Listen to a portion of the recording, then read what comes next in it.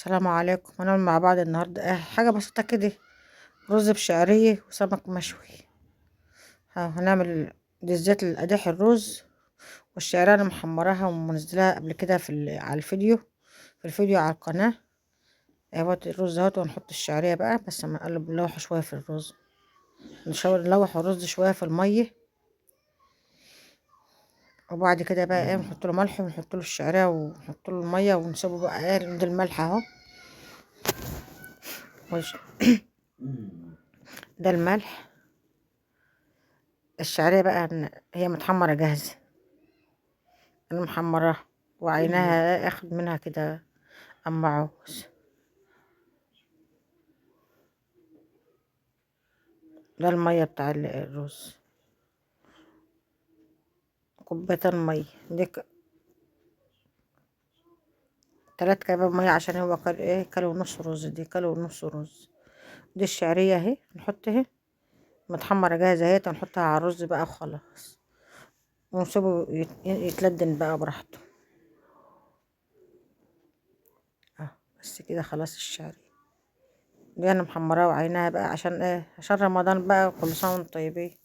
لسه هجيب كيس كمان، هو كيس كبير يعني، لسه هجيب كيس كمان احمره برضو يبقى موجود كده. الرز خلاص بقى الوقت كده، هنسيبه يتلدن، ونعمل بقى السمك بقى، نحدق السمك بقى. احنا جايبينه مشوي جاهز يعني، الست بتشويه بره، جايبينه مشوي جاهز يعني، اهو مشوي اهو. هنعمل له الحدق بتاعه. ده الرز خلاص نشف اهوت بقى، نحط له نهدى عليه، ونسيبه بقى يتلدن براحته. نعمل بقى السلطة، ونعمل مية السمك، نحدق السمك وخلاص كده.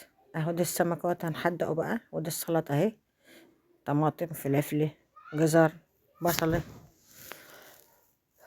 ونعمل بقى وليمونة اهي هنعصرها عليها. ودي بقى حاجة السمك، تحديق السمك: كزبرة، فلفل، ليمون، طماطمية، وتوم. أو دي لتحديق السمك، والملح والكمون والفلفل اهو. ملح، كمون، فلفل، كزبرة ناشفة على بعضه، كل البهارات عليه. والثوم اهوت، الثوم الثوم ناشف بقى كده تمام.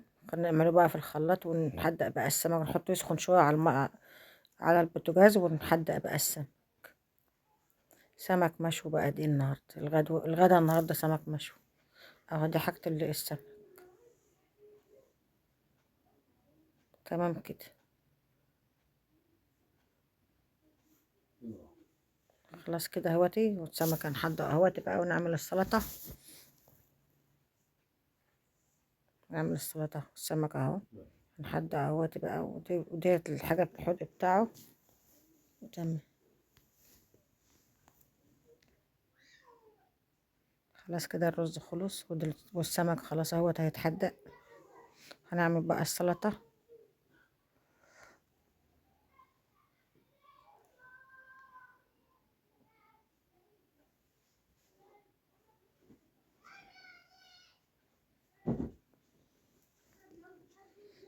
بس كده.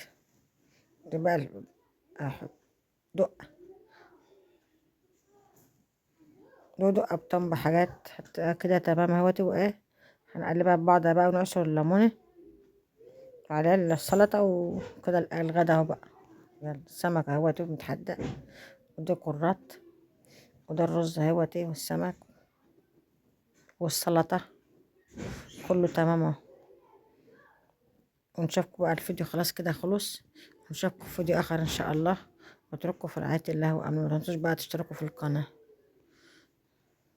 مع السلامة، باي باي. إلى اللقاء في فيديو اخر ان شاء الله. مع السلامة، باي باي.